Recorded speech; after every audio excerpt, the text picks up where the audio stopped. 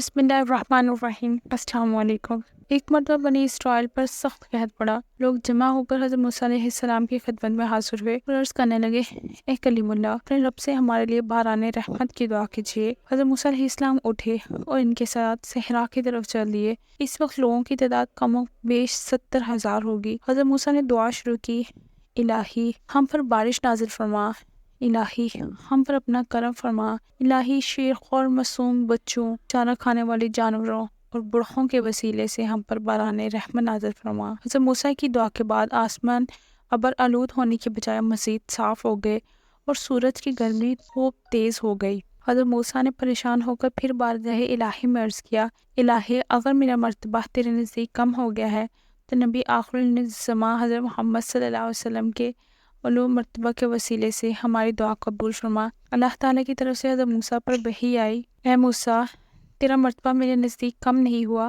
تو یقیناً میرے نزدیک عزت والا ہے، مگر تم میں ایک ایسا بندہ جو گناہوں کے ساتھ مجھ سے 40 سال سے برسر پیکار ہے، اس لیے تو اس کے بارے میں اعلان کر دے تاکہ وہ تمہارے درمیان سے نکل جائے، کیونکہ اسی کی بدولت سے تم سب بارش سے محروم ہو۔ حضرت موسیٰ نے بارگاہ خداوندی میں عرض کیا، الہی میرے آقا، میں ایک ضعیف بندہ ہوں، میری آواز کمزور ہے، وہ تقریباً 70,000 کے مجمع میں ہر ایک تک کیسے پہنچ سکے گی؟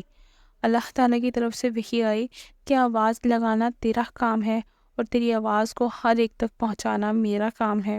حضرت موسیٰ نے کھڑے ہو کر آواز لگائی، اے وہ گناہ گار بندے جو 40 سال سے گناہوں کے ساتھ اللہ سے برسر پیکار ہے، ہمارے اس مجمع سے نکل جائے، تیری وجہ سے ہم سے بارش محروم ہے۔ حضرت موسیٰ کا یہ اعلان سن کر وہ گناہ گار بندہ کھڑا ہوا۔ اس نے اپنی دائیں بائیں نظر دوڑا کر دیکھا مگر کوئی بھی دوسرا شخص اس مجمع سے نہ نکلا، تو اس کو یقین ہو گیا کہ اس اعلان سے مطلوب میں ہی ہوں۔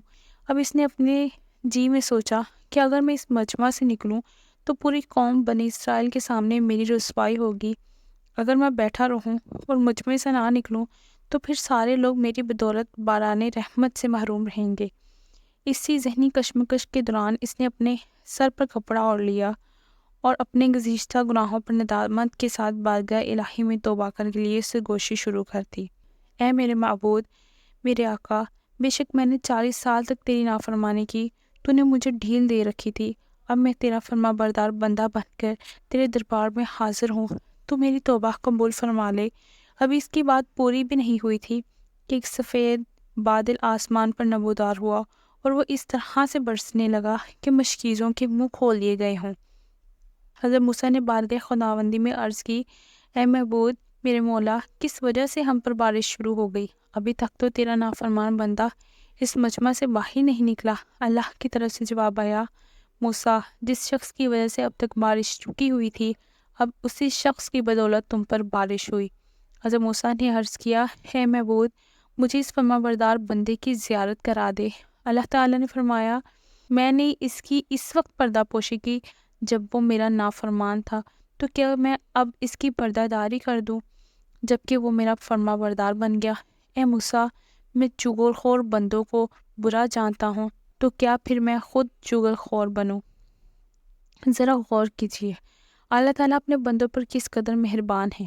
وہ بندہ چاہے کتنا ہی گناہ گار سیاہ کار ہو، کسی بھی قوم، کسی بھی نسل سے ہو، چاہے کسی بھی حال میں ہو، بس اپنے گناہ پر شرمندہ ہو، اللہ تعالیٰ فوراً ہی اس کی طرف متوجہ ہو جاتے ہیں، چاہے وہ تنہائی میں اس کو پکارے یا ہزاروں کے مجمع کے اندر اس سے معافی مانگے، وہ فوراً ہی اس کی توبہ قبول کر کے پیاسی قوم کو بھی اپنی رحمت سے سیراب کر دیتے ہیں، جس رحمت کو اس کے گناہوں کی نحوست نے قوم سے دور کر رکھا ہے۔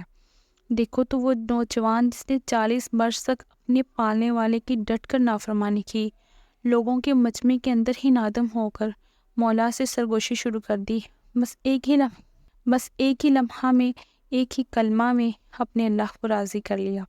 اس لیے میرے دوستو، تم بھی گناہوں سے ابھی توبہ کر لو، کیونکہ آسمان والی ذات سے معافی مانگنے اور اس سے سرگوشی کرنے اور ہم کلام ہونے کا یہ سلسلہ 24 گھنٹے جاری رہتا ہے۔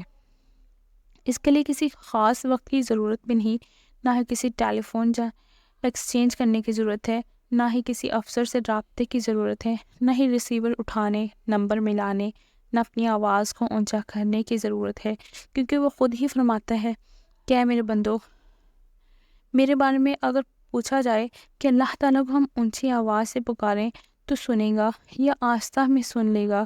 سو میں تو قریب ہی ہوں، دعا مانگنے والے کی دعا کو قبول کرتا ہوں۔ جب بھی وہ مجھ سے دعا مانگے تو ان کو بھی چاہیے کہ وہ میرا حکم مانا کریں اور مجھ پر یقین لائیں تاکہ نیک راہ پر آ جائیں۔ اس سے بڑھ کر یہ کہ اگر تم زبان ہلائے بغیر اپنے دل میں چاہے بستر پر لیٹے لیٹے اپنے تمام گناہوں کا اقرار کر کے اس پر ندامت کا اظہار کرتے ہو، اپنے رب سے کہو کہ اسے میرے پالنے والے میرے گناہوں کو معاف کر دے، میں تیری رحمت کا محتاج ہوں، میں آج کے بعد اطاعت اور فرما داری والی زندگی گزارنا چاہتا ہوں، تو مجھے اس کے لیے قبول کر لے، اپنے دربار سے مجھے دھتکار نہ دینا۔